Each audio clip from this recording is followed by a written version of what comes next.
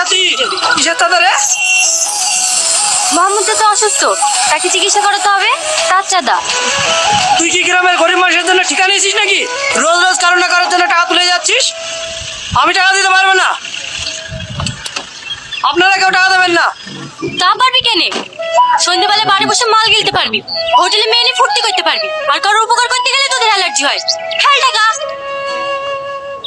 রাস্তা জাম করে কি হচ্ছে এখানে? আপনাকে আবার আলাদা করে বলতে হবে নাকি? দেখুন, আপনি এভাবে মেইন রোড কাট করে টাকা আদায় করতে পারেন না।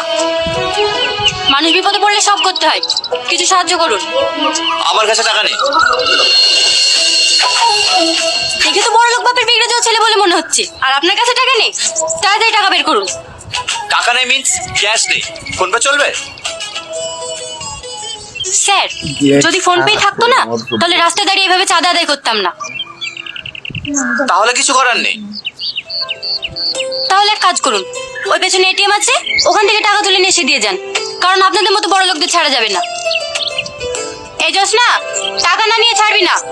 আমি আবার কাজে গেলাম, আমি আবার বিকেলে এসে দাঁড়াবো। কোনটা রাত চলছে নাকি? একটা গরিবের প্রাণ বাঁচানো যদি গুন্ডামি হয়, তাহলে সেটাই ভাবুন।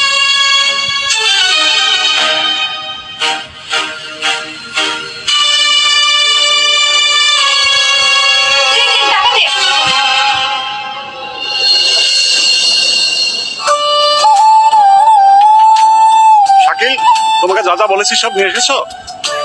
হ্যাঁ স্যার, মাটন, কাতলা মাছ, দেশি মুরগি, দই মিষ্টি সব রেডি আছে, শুধু ইলিশ মাছটা পাইনি।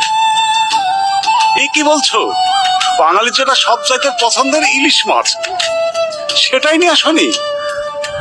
এতদিন পরে আমার ছেলে বিদেশ থেকে বাড়ি ফিরছে, ওকে বুঝিয়ে দিতে হবে বিদেশের খাবারের চাইতে আমাদের দেশীয় খাবার কত স্বাদের।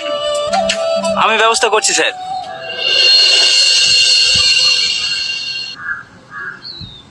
বাবু, কি হয়েছে বাড়িতে? এত ধুমধাম কিসের? ধুমধাম হবে না? আমার একমাত্র ছেলে 7 বছর পর বিদেশ থেকে বাড়ি ফিরছে। চাচা, তাড়াতাড়ি কাজ শুরু কর। প্রেশার ওষুধটা খেয়েছো? আরে সব খেয়েছি। এতদিন আমার খেয়াল রেখেছিস, এবার আমার ছেলের খেয়ালটা রাখ। ওই যে আমার ছেলে চলে এসেছে।